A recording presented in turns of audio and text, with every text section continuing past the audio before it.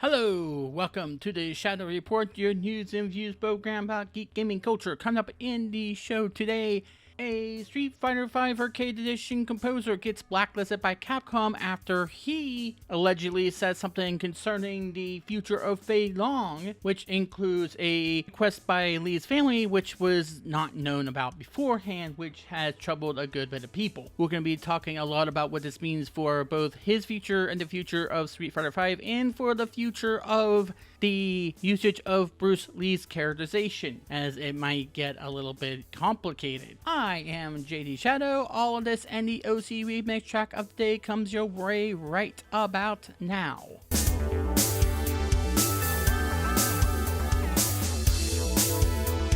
So this is turning out to be quite of a mess, so I'm going to try to give the details the best that I can, but bear with me as I try to sort everything out as I understand it. Street Fighter V Arcade Edition composer Daniel Lindholm has found himself on the receiving end of not only being misquoted and the question he was asked misquoted, but Capcom also coming in and effectively blacklisting him. The situation all started on a YouTube Q&A on May 7th that was since taken down by the composer himself, and yes, we'll come back to why that was taken down in a moment. He was asked a question in which he responded by bringing up the character Fei Long.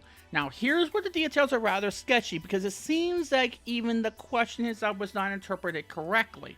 And Lindholm had later posted a video clarifying what took place. Now, according to that video, in which he seems to be at a monorail station and thus it's somewhat difficult to hear what he's saying at times, he was asked what character would you like to write music for if there was nothing previously for it. His answer was Fei Long. That was not in question. However, here's where things start going off the rails. According to the clarification video, he states it would be difficult to bring him back. According to what he was told by a third party, and that was important, a third party, it would be difficult to re-include the character because of the request by the Bruce Lee family. Now, if you're not familiar with what that situation is, Bruce Lee's daughter Shannon Lee was less than happy about the depiction of Bruce Lee in the 2019 Quentin Tarantino film Once Upon a Time in Hollywood, where she thought he was depicted as a caricature. However, some have disagreed with her, stating that Tarantino actually revered Bruce Lee and actually went upon sources that showed Bruce Lee in a more humanistic light and a flawed person who was adamant about doing his own stunts his way, even if it meant the safety of some of the other stuntmen. Among other things, including his take on taking on Muhammad Ali in the fight. However, not much else was said beyond his criticism until now, which might make what is making this an even messier situation. Because Event Hub's contributor Justin Gordon posted that we might never see Fei Long again, citing a quote that was also published by Nintendo Life, that is a division of VG 24/7, if you want proof that they can be somewhat irresponsible in how they report things. This is how those outlets and how the usual establishment gaming media regurgitated the quote without even checking up on the source itself, wrote it. According to them, he said, quote, "A character that I know we won't see at all. There's been a lot of discussion about it. I mentioned earlier a character I would like to rewrite the music for would be Fei Long. I do have other sources, not only Capcom, but friends of mine in the US who are very close friends with the Lee family, and they have basically said that any kind of resemblance to Mr. Bruce Lee is now omitted for comedic effect, comic stuff. It needs to be honorable. That's why we won't see Fei Long again ever." Of course, the thing he's disputing is whether or not Capcom had ever gotten in touch with him, or if he said that Capcom was the ones that told him about this. He had claimed that he had never spoken to Capcom about this subject, that this was just something that he heard from a third party. Now, it's never going to be cleared if that was the exact quote, since the video in question where he allegedly said this was that aforementioned removed stream. He's clarified the quote, saying the same thing to these outlets he's mentioned in his video in front of the monorail station we talked about earlier. However, VG 24/7 said that he had tried to reach out to Capcom for comment, which they gave the "we don't comment on speculation" line, which states that something was said that they would have rather not been out there. Now, in itself, it's odd to say that in the very least. But then Lindholm commented on his Twitter account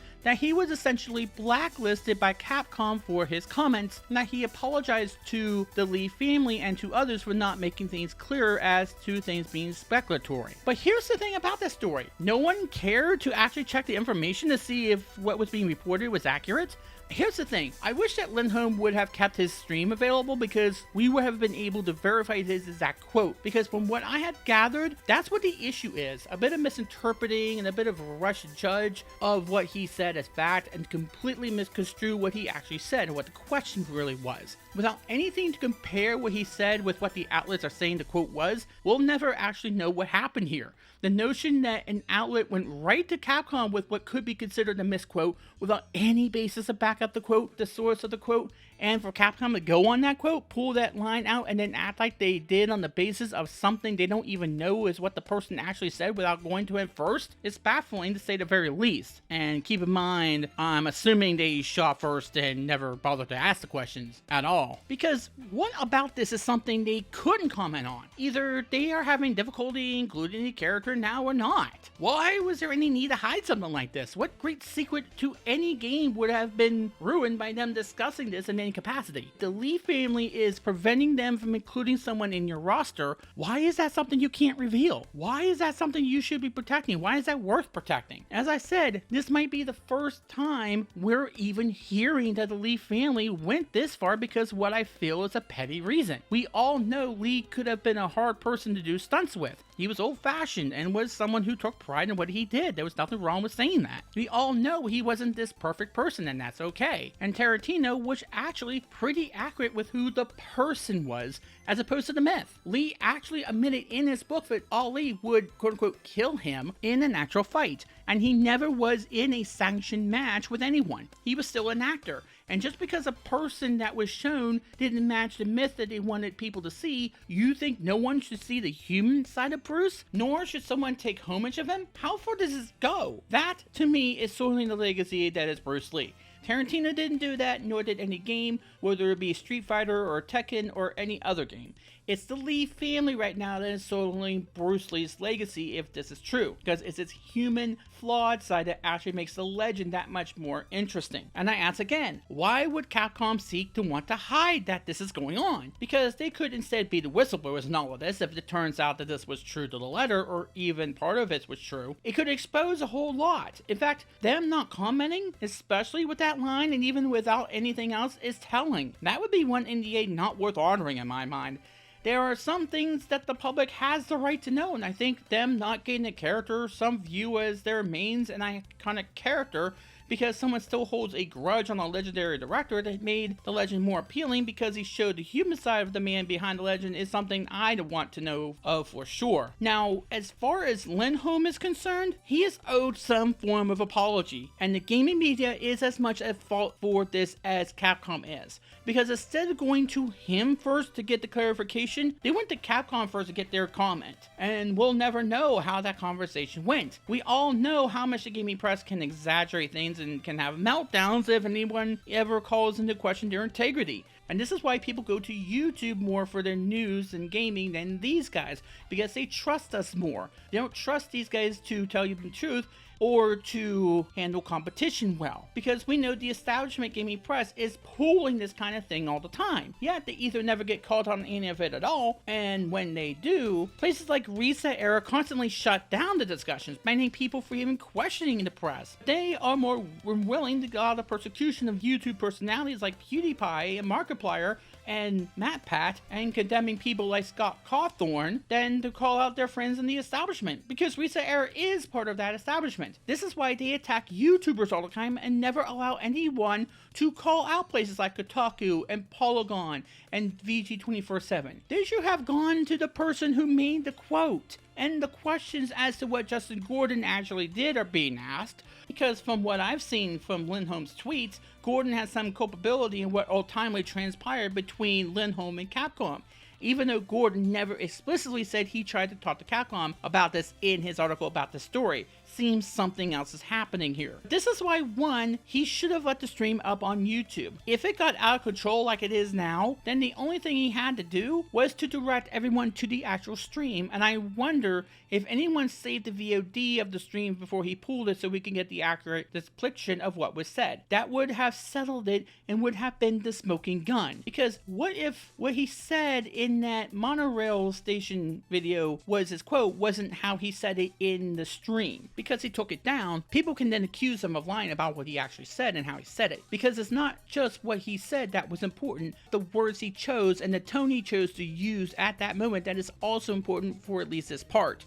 Accuracy is very important in reporting these stories, and if they didn't get it right, then he could have settled any disputes right then and there by just leaving things alone. But it's also scary that Capcom seemingly never checked this themselves. Where was the integrity there? Capcom could have asked him what was going on, and he could have showed them that video as well. Because he took it down, he shot the horse whose mouth could have told them the truth. And even then, Capcom acting the way they did without even checking, and we won't know if they actually did or not, is blasphemy. Because this is not something they should be punishing him for at all. Why are they keeping such a detailed secret? Perhaps we can even help them with by putting some pressure on the Lee family to let go of this grudge and this idea. The only acceptable depictions of Lee that are allowed to exist are those that show him as perfect instead of a human who was as flawed as any of us were and was still able to overcome adversity. This needs to be cleared up immediately. This could have been handled a lot better, and yes, we should start speaking out against this injustice in Bruce Lee's legacy by his own family and by Capcom, who decided